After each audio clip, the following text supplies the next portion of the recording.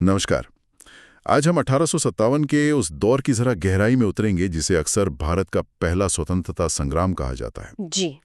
और खास तौर पे ये देखेंगे कि राजस्थान की धरती पर इसकी गूंज कैसी थी, इसका असर क्या था। हाँ बिल्कुल। आज की हमारी बातचीत का आधार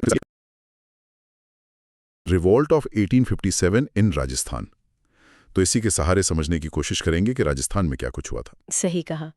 देखिए, जब हम 1857 की बात करते हैं तो अक्सर मेरठ, दिल्ली, लखनऊ, झांसी इनका जिक्र ज्यादा होता है। हाँ बिल्कुल। लेकिन राजस्थान, जो रजवाड़ों का गढ़ माना जाता था, वहाँ की कहानी भी कम दिलचस्प नहीं है। अच्छा। हाँ, यहाँ विद्रोह का एक अलग ही रंग था। कहीं सैनिकों की बगावत थी, कहीं स्थानीय सरदार अंग्रेजों से भिड़ रहे थे, तो कहीं शासक अंग्रेजों का ही साथ दे रहे थे। तो आज कोशिश यही रहेगी कि इसी उलझी हुई तस्वीर को थोड़ा सुलझा कर समझें। तो मतलब ये सिर्फ सैनिक छावनियों तक ही सीमित नहीं था मामला। हम लोग, स्थानीय नेता, उनकी क्या भूमिका रही और ये सब शुरू कैसे हुआ राजस्थान में। देखिए, पृष्ठभूमि तो वही थी।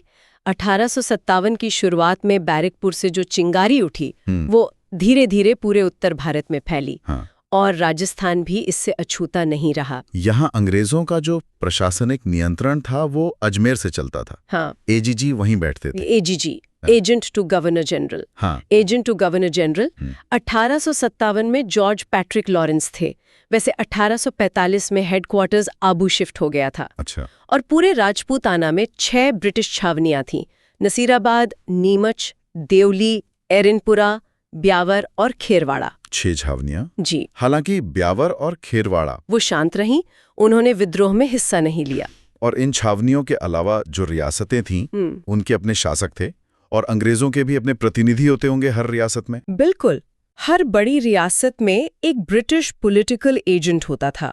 वो एक तरह से अंग्रेज सरकार की आंख और कान का काम करता था और शासक पर नजर रखता था। अच्छा। जैसे जयपुर में कर्नल ईडन थे, जोधपुर में मैकमैसन, कोटा में मेजर बर्टन, उदयपुर में कैप्टन शावर्स। और यहीं पर एक बहुत महत्वपूर्ण बात सामने आती है। क्या? कि ज्यादातर बड़े शासकों ने, जैसे जयपुर के महाराजा राम सिंह द्वितीय, जोधपुर के महाराजा तख्त सिंह, उदयपुर के महाराणा स्वरूप सिंह, बीकानेर के महाराजा सरदार सिंह, इन सब ने विद्रोहियों का साथ नहीं दिया, उल्टे अंग्रेजों की मदद की। ये तो बड़ी अजीब सी बात है। अपनी जनता या अपने ही कुछ सैनिकों के खिलाफ। इसके पीछे क्या वजह रही होगी? क्या वो अंग्रेजों से डरते थे या उन्हें लगता था कि अंग्रेजों का साथ देना ही उनके हित में? ये थोड़ा पेचीदा सवाल है। शायद दोनों बातें थीं। कुछ शासकों को लगता था कि अंग्रेज ज्यादा शक्तिशाली हैं और उनसे लड़ना बेकार है। कुछ को शायद ये भी डर था कि अगर विद्रोही सफल हो गए तो उनकी अपनी सत्ता खतरे में पड़ सकती है। हो सकता है उन्हें ब्रिटिश व्यवस्था विदेशी होते हुए भी ज्यादा स्थिर लगी हो, विद्रोह की अनिश्चितता के मुकाबले। हाँ, हो सकता है। इसे उनकी दूरदर्शिता की कमी भी कह सकते हैं। और इसने विद्रोह की असफलता में एक बड़ी भूमिका निभाई, ये तो तय है। तो राजस्थान में विद्रोह की पहली घटना कहाँ हुई? शुरुआत कहाँ से हुई? इसकी शुरुआत हुई नसीराबाद छावनी से 28 मई 1857 को। 28 मई। हाँ। हुआ ये कि मेरठ में विद्रोह की खबर जब अजमेर पहुंची तो एजीजी लॉरेंस को शक हुआ वहां तैनात 15वीं बंगाल नेटिव इन्फेंट्री पर। क्यों? क्योंकि वो टुकड़ी मेरठ से ही आई थी कुछ समय पहले। तो लॉरेंस ने एहतियात के तौर पर उसे तुरंत नसीराबाद भेज दिया। अच्छा। पर इस कदम से सैनिकों में भारी गुस्सा फैल गया। उन्हें लगा कि उन पर बेवजह शक किया जा रहा है, उनका अपमान किया जा रहा है। और इसी गुस्से का नतीजा था विद्रोह। जी हाँ। 28 मई को 15वीं नेटिव इन्फेंट्री ने बगावत कर दी और फिर जल्द ही 30वीं नेटिव इन्फेंट्री भी उनके साथ आ मिली। उन्होंने छावनी पर कब्जा किया, कुछ अंग्रेज अफसरों को मार डाला, सरकारी खजाना लूटा और फिर दिल्ली चलो का नारा लगाते हुए दिल्ली की ओर बढ़ गए। तो ये थी राजस्थान में विद्रोह की पहली बड़ी चिंगारी। बिल्कुल। नसीराबाद से ये शुरुआत हुई। नसीराबाद के बाद नीमच का नाम आता है। वहां का वो वफादारी की शपथ वाला किस्सा काफी मशहूर है, सुना है? हाँ, नीमच में 3 जून को विद्रोह हुआ, लेकिन उससे ठीक एक दिन पहले 2 जून को वहां के जो अंग्रेज कर्नल थे एबर्ट, उन्होंने सभी भारतीय सैनिकों को परेड ग्राउंड में इकट्ठा किया। अच्छा। और उन्हें बाइबल और गंगा जल पर हाथ रखकर वफादारी की शपथ लेने को कहा। तभी एक घुड़सवार सैनिक थे, मोहम्मद अली बेग। उन्होंने बड़ी हिम्मत दिखाई। क्या कहा उन्होंने? उन्होंने साफ कहा, जब अंग्रेजों ने खुद अवध को लेकर अपनी शपथ नहीं निभाई तो हम अपनी शपथ मानने को क्यों बाध्य हैं? वाह, ये तो मतलब सीधी चुनौती थी अंग्रेजी सत्ता को। इसका असर तो हुआ होगा जबरदस्त असर हुआ। अगले ही दिन 3 जून को नीमच के सैनिकों ने भी विद्रोह कर दिया। छावनी जला दी गई और वो विद्रोही सैनिक भी चित्तौड़, हमीरगढ़, बरेना होते हुए दिल्ली की तरफ चल पड़े। हालांकि अंग्रेजों ने जल्दी ही मेवाड़ की सेना और एजीजी लॉरेंस ने कोटा बूंदी की सेना की मदद से 8 जून तक नीमच पर दोबारा कब्जा कर लिया। इसके बाद एरनपुरा छावनी का नाम आता है और वहां का नारा चलो दिल्ली मारो फिरंगी, ये तो बहुत ही प्रसिद्ध हुआ। एरनपुरा में जोधपुर लीजन के जो भारतीय सैनिक थे उन्होंने 21 अगस्त 1857 को विद्रोह किया। अगस्त में। और उन्होंने ही ये चलो दिल्ली मारो फिरंगी का नारा दिया था। जब ये विद्रोही दिल्ली की ओर बढ़ रहे थे तो रास्ते में आउवा के ठाकुर कुशाल सिंह चंपावत ने इनका नेतृत्व संभाल लिया। ठाकुर कुशाल सिंह चंपावत, इनका नाम तो बहुत प्रमुखता से लिया जाता है 1857 के संदर्भ में। ये क्यों शामिल हुए विद्रोह में? क्या इनकी अंग्रेजों से कोई पुरानी रंजिश थी? हाँ, ठाकुर कुशाल सिंह की अंग्रेजों और जोधपुर के महाराजा तख्त सिंह दोनों से ही नाराजगी चल रही थी। अच्छा, दोनों से? जी। एक तो बिठौड़ा नाम की जागीर थी, उसके उत्तराधिकार के मामले में अंग्रेजों ने दखल दिया था और महाराजा तख्त सिंह भी अंग्रेजों के पक्ष में थे। कुशाल सिंह इसे अपने अधिकारों का हनन मानते थे। तो जब ये विद्रोही सैनिक उधर से गुजरे तो उन्हें एक मौका दिखा अपनी ताकत दिखाने का और अपना बदला लेने का। तो कुशाल सिंह के नेतृत्व में विद्रोहियों ने अंग्रेजों को अच्छी टक्कर दी होगी फिर। वो युद्ध जिसे काले गोरों का युद्ध कहते हैं, क्या वो यहीं हुआ था? बिल्कुल। पहले 8 सितंबर 1857 को बिठौड़ा नाम की जगह पर कुशाल सिंह और विद्रोहियों की मिलीजुली सेना ने जोधपुर की राजकीय सेना को हराया। लेफ्टिनेंट हीथकोट को पीछे हटना पड़ा। अच्छा। फिर 10 दिन बाद 18 सितंबर को चेलावास में लड़ाई हुई। इस बार सामने खुद एजीजी लॉरेंस की सेना थी। सीधे एजीजी से टक्कर? हाँ, और इस युद्ध में लॉरेंस की सेना हार गई और जोधपुर का जो पॉलिटिकल एजेंट था मॉन्क मेसन, वो मारा गया। ओहो, कहते हैं उसका सिर काटकर आउवा के किले के दरवाजे पर लटका दिया गया था। बाप रे।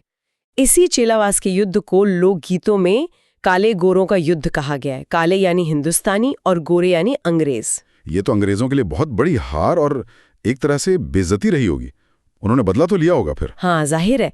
अंग्रेजों ने फिर ब्रिगेडियर होम्स के नेतृत्व में एक बड़ी सेना भेजी और जनवरी 1858 में आउवा पर जोरदार हमला किया। इस बार ठाकुर कुशाल सिंह को पीछे हटना पड़ा। वो पास के सलुम्बर ठिकाने में चले गए जहां के रावत केसरी सिंह ने उन्हें शरण दी। और आउवा का क्या हुआ? अंग्रेजों ने आउवा गांव को बुरी तरह लूटा और वहां एक सुगाली माता की प्रसिद्ध मूर्ति थी, 10 सिर और 54 हाथ वाली। हाँ, सुना है। विद्रोही उसे अपनी प्रेरणा मानते थे। अंग्रेज उस मूर्ति को भी उखाड़कर अजमेर ले गए। अच्छा, और ठाकुर कुशाल सिंह का क्या हुआ आखिर में? कुशाल सिंह ने कुछ साल बाद 1860 में आत्मसमर्पण कर दिया। उन पर मुकदमा चला, मेजर टेलर की अध्यक्षता में एक आयोग बना, लेकिन वो बरी हो गए। बाद में 1864 में उदयपुर में उनकी मृत्यु हो गई। तो नसीराबाद, नीमच, एरनपुरा और फिर कोटा का विद्रोह, सुना है वो शायद सबसे भयंकर था राजस्थान में। हाँ, कोटा का विद्रोह शायद सबसे ज्यादा सुनियोजित, तीव्र और व्यापक भी कहा जा सकता है। अच्छा, ऐसा क्या खास था वहाँ? खास बात ये थी कि यहाँ विद्रोह का नेतृत्व किसी सैनिक टुकड़ी ने नहीं किया। तो फिर किसने? यहाँ लीडरशिप 2 स्थानीय अधिकारियों के हाथ में थी। एक थे मेहराब खान, जो कोटा फौज में रिसालदार थे, और दूसरे थे लाला जयदयाल कायस्थ, जो वकील थे। अच्छा, सिविलियन लीडरशिप एक तरह से। हाँ, कह सकते हैं। 15 अक्टूबर 1857 को उन्होंने विद्रोह शुरू किया और उन्होंने कोटा के पॉलिटिकल एजेंट मेजर बर्टन, उसके 2 बेटों और एक डॉक्टर की हत्या कर दी। ओह, ये तो बहुत बड़ी घटना थी। और क्या उन्होंने शहर पर कब्जा कर लिया था? हाँ, और यही कोटा विद्रोह की सबसे खास बात है। विद्रोहियों ने लगभग 6 महीने तक कोटा शहर और किले पर अपना नियंत्रण बनाए रखा। 6 महीने? ये तो कमाल है। बिल्कुल, ये दिखाता है कि उन्हें जनता का कितना जबरदस्त समर्थन हासिल था। सोचिए, अंग्रेजों के लिए ये कितनी बड़ी चुनौती रही होगी उस वक्त। हाँ, बिल्कुल। आखिरकार मार्च 1858 में जाकर करौली के शासक महारावल मदनपाल की मदद से जनरल रॉबर्ट्स की सेना ने कोटा पर फिर से कब्जा किया। और मेहराब खान और जयदयाल का क्या हुआ? बाद में मेहराब खान और जयदयाल दोनों को पकड़कर फांसी दे दी गई। तो ये मुख्य केंद्र थे। इन बड़े केंद्रों के अलावा भरतपुर और धौलपुर जैसे इलाकों में भी कुछ हलचल हुई थी क्या? हाँ, भरतपुर तो करीब करीब पूरे समय अशांत रहा। वहां गुर्जर और मेव समुदाय के लोगों ने विद्रोह में बढ़ चढ़कर हिस्सा लिया। वहां का पॉलिटिकल एजेंट मॉरिसन तो डर के मारे आगरा भाग गया था। अच्छा। और धौलपुर में अक्टूबर 1857 में ग्वालियर और इंदौर से विद्रोही सैनिक आ गए थे। उन्होंने स्थानीय लोगों के साथ मिलकर वहां के शासक पर दबाव डाला कि वो तोपखाना उनके हवाले करे। बाद में राव रामचंद्र और हीरालाल के नेतृत्व में कुछ विद्रोही आगरा की तरफ भी गए थे। हालांकि धौलपुर में भी पटियाला शासक की सेना की मदद से अंग्रेजों ने स्थिति संभाल ली थी। मतलब ये है कि विद्रोह की आग सिर्फ छावनियों तक सीमित नहीं थी, अलग अलग जगहों पर स्थानीय कारण भी इसमें जुड़ रहे थे। और इन संगठित विद्रोहों के अलावा कुछ ऐसे लोग भी थे जो शायद अपने दम पर अंग्रेजों से लोहा ले रहे थे, जैसे वो डूंगजी जवाहर जी का नाम बहुत सुनने में आता है शेखावाटी में। बिल्कुल बिल्कुल, डूंगजी और जवाहर जी ये सीकर इलाके के थे, रिश्ते में चाचा भतीजा लगते थे। हाँ। डूंगजी तो खुद शेखावाटी ब्रिगेड में रिसालदार थे, पर नौकरी छोड़कर अंग्रेजों के खिलाफ हो गए थे। ये लोग एक तरह से रॉबिनहुड जैसे थे। अच्छा। हाँ, वो अमीरों से, सेठों से धन लेते थे, अगर कोई मना करता तो लूट भी लेते थे और इसे गरीबों और जरूरतमंदों में बांटते थे और अंग्रेजों के खजानों और उनकी डाक को भी निशाना बनाते थे। तो लोकनायक बन गए थे वो। हाँ, जनता में बहुत लोकप्रिय थे। हालांकि बाद में डूंगजी को उनके एक रिश्तेदार ने ही धोखे से पकड़वा दिया। उन्हें आगरा जेल भेजा गया, फिर जोधपुर किले में रखा गया जहां उनकी मौत हो गई। जवाहर जी बीकानेर रियासत चले गए थे। अच्छा। और कुछ ऐसे सामंत या जागीरदार भी थे जिन्होंने विद्रोहियों की मदद की, क्योंकि हमने सुना कि ज्यादातर शासक तो अंग्रेजों के साथ थे। हाँ, ये भी इस कहानी का एक अहम पहलू है। कुछ सामंत थे जिन्होंने खुलकर विद्रोहियों का साथ दिया, जैसे सलूम्बर के रावत केसरी सिंह और कोठारिया के रावत जोत सिंह। इनका क्या योगदान रहा? इन दोनों ने न सिर्फ अपने इलाकों में विद्रोहियों को पनाह दी, हथियार और रसद मुहैया कराई, बल्कि ठाकुर कुशाल सिंह जब आउवा से निकले तो उन्हें भी मदद दी। यहाँ तक कि तात्या टोपे जब राजस्थान आए तो उनकी भी इन्होंने मदद की। रावत केसरी सिंह ने तो मेवाड़ के महाराणा को भी चिट्ठी लिखकर चेताया था कि अंग्रेजों का साथ ना दें। अच्छा। तो ये दिखाता है कि सामंतों में भी अंग्रेजों को लेकर मतभेद थे, सब एक मत नहीं थे। और अमरचंद बांटिया, जिन्हें राजस्थान का दूसरा भामाशाह भी कहा जाता है, उनका क्या रोल था? अमरचंद बांटिया ये मूल रूप से बीकानेर के थे, लेकिन ग्वालियर में एक बड़े व्यापारी थे, नगर सेठ थे जी। जब 1857 के संग्राम के नेता तात्या टोपे अपनी सेना के साथ मदद के लिए ग्वालियर पहुंचे और उनके पास धन की कमी हो गई, तो अमरचंद बांटिया ने देश की आजादी के लिए अपनी पूरी संपत्ति, अपना सारा खजाना तात्या टोपे और रानी लक्ष्मीबाई को सौंप दिया। अरे वाह। इसी अपराध के लिए अंग्रेजों ने उन्हें ग्वालियर में सराफा बाजार में नीम की पेड़ से लटकाकर फांसी दे दी। वो 1857 के संग्राम में शहीद होने वाले पहले राजस्थानी माने जाते हैं। ये तो बहुत बड़ा बलिदान था। तात्या टोपे का जिक्र आया, उनका राजस्थान आना भी तो एक बड़ी घटना थी इस पूरे दौर में। हाँ बिल्कुल। तात्या टोपे जो नाना साहब के सेनापति थे और गुरिल्ला युद्ध के महारथी माने जाते थे जी। वो अगस्त 1857 के बाद कानपुर और ग्वालियर में हारने के बाद मदद की उम्मीद में कई बार राजस्थान आए। वो ग्वालियर के विद्रोहियों के साथ यहाँ पहुंचे थे। उन्होंने भीलवाड़ा के पास कर्नल होम्स की सेना से युद्ध भी किया, जिसे कुआड़ा का युद्ध कहते हैं। टोंक पर कब्जा किया, वहां के नवाब की सेना भी उनके साथ मिल गई थी। फिर वो बांसवाड़ा तक गए। उन्होंने राजस्थान के शासकों से मदद मांगी होगी। हाँ, उन्होंने राजस्थान के कई शासकों से मदद मांगी, पर ज्यादातर जगह उन्हें निराशा ही हाथ लगी। किसी ने खुलकर साथ नहीं दिया। और उनका अंत कैसे हुआ था? दुर्भाग्य से उनके ही एक साथी थे नरवर के जागीरदार मानसिंह नरूका। उन्होंने विश्वासघात किया। नरवर के जंगलों, जो अब मध्य प्रदेश में है, में सोते हुए तात्या टोपे को अंग्रेजों से पकड़वा दिया। अप्रैल 1859 में शिवपुरी में उन्हें फांसी दे दी गई। तात्या टोपे का राजस्थान में बार बार आना और यहाँ उन्हें पर्याप्त समर्थन न मिल पाना, ये भी शायद विद्रोह की असफलता के कारणों में गिना जाता है। इस पूरे संघर्ष में हथियारों के साथ साथ कलम की भी तो ताकत दिखी होगी। कवियों ने भी कुछ भूमिका निभाई है। यकीनन कवियों और साहित्यकारों का बहुत बड़ा योगदान रहा। बूंदी के राज कवि थे सूर्यमल मीसण। हाँ, वीर सतसई के रचयिता। बिल्कुल।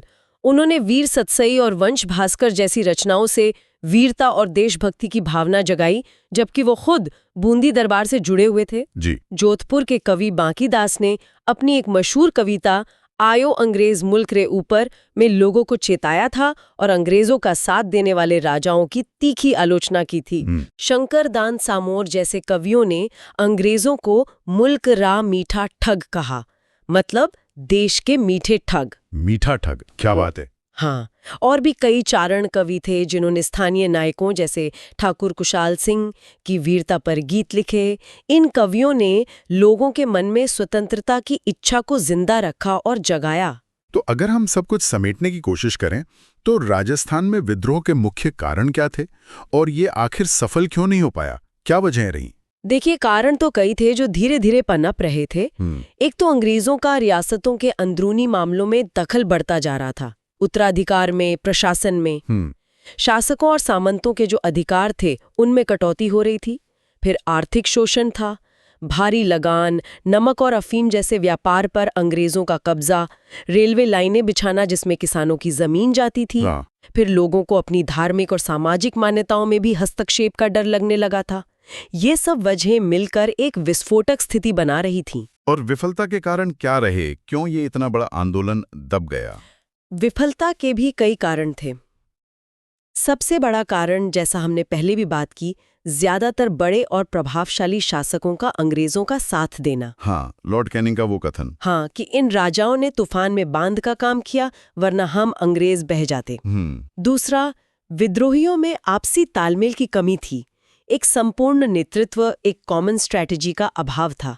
सब अपने अपने स्तर पर अपने अपने इलाकों में लड़ रहे थे। संगठन की कमी थी। बिल्कुल। तीसरा, उनके पास अंग्रेजों जैसे आधुनिक हथियार और ट्रेनिंग नहीं थी। युद्ध कौशल में वो कमजोर थे। और चौथा, एक बहुत बड़ी चूक ये हुई कि विद्रोही अजमेर पर कब्जा नहीं कर पाए। अजमेर उस वक्त राजपुताना में अंग्रेजों का सबसे बड़ा सैनिक अड्डा था, शस्त्रागार था, खजाना भी वहीं था। हाँ, अगर वो हाथ आ जाता, अगर अजमेर हाथ आ जाता तो शायद तस्वीर कुछ और होती। तो इस विद्रोह का नतीजा क्या निकला और राजस्थान पर इसके क्या दूरगामी प्रभाव पड़े? देखिए, तात्कालिक प्रभाव तो दमन का ही था। बहुत से क्रांतिकारी मारे गए या फांसी पर चढ़ा दिए गए। जी। जैसे हमने अमरचंद बाठिया, मेहराब खान, जयदयाल की बात की। जी। जिन सामंतों ने विद्रोह किया था, अंग्रेजों ने बाद में उनकी शक्ति को कमजोर करने की कोशिश की, उनकी जागीरें छीनी, उनके अधिकार कम किए। और जो वफादार रहे, हाँ, जो शासक वफादार रहे उन्हें इनाम मिले, उपाधियां मिली। जैसे जयपुर के महाराजा राम सिंह द्वितीय को सितारे हिंद की उपाधि दी गई और कोटपुतली का परगना भी मिला। अच्छा। लेकिन इसका एक बड़ा नतीजा ये भी हुआ कि अंग्रेजों को ये समझ आ गया कि सिर्फ सेना के दम पर यहाँ राज नहीं चल सकता।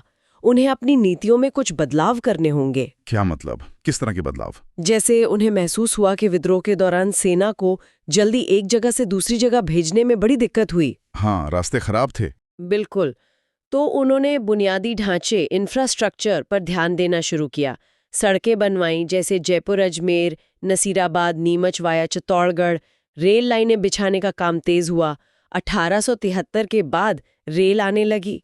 अच्छा, मतलब अपनी सैनिक और प्रशासनिक सुविधा के लिए? हाँ, मुख्य उद्देश्य तो वही था, लेकिन इससे व्यापार वगैरह को भी थोड़ा फायदा हुआ। और समाज पर भी कुछ असर पड़ा, लोगों की सोच पर, रीति रिवाजों पर? हाँ, सामाजिक स्तर पर भी धीरे धीरे बदलाव आने शुरू हुए। अंग्रेजी शिक्षा का प्रसार हुआ, कुछ स्कूल खुले और कुछ पुरानी सामाजिक कुरीतियां थीं, जैसे सती प्रथा, कन्यावध या डाकन प्रथा। डाकन प्रथा, ये क्या थी? इसमें कुछ पिछड़े इलाकों में शक के आधार पर किसी औरत को डायन मानकर मार दिया जाता था। बहुत क्रूर प्रथा थी। तो इन प्रथाओं पर रोक लगाने के लिए कानून बने। इसमें कुछ प्रगतिशील शासकों जैसे बूंदी के राव विष्णु सिंह या कोटा के महाराजा राम सिंह और कुछ अंग्रेज अधिकारियों जैसे जेसी बुकर, दोनों की भूमिका रही। वॉल्टरकृत राजपूत हितकारिणी सभा ने भी इसमें काम किया। और बाल विवाह, विधवा पुनर्विवाह? हाँ, बाल विवाह रोकने के लिए 1929 में शारदा एक्ट बना, जो अजमेर के हरविलास शारदा के प्रयासों का नतीजा था। और विधवा पुनर्विवाह को भी 1856 के एक्ट से कानूनी मान्यता मिल गई थी।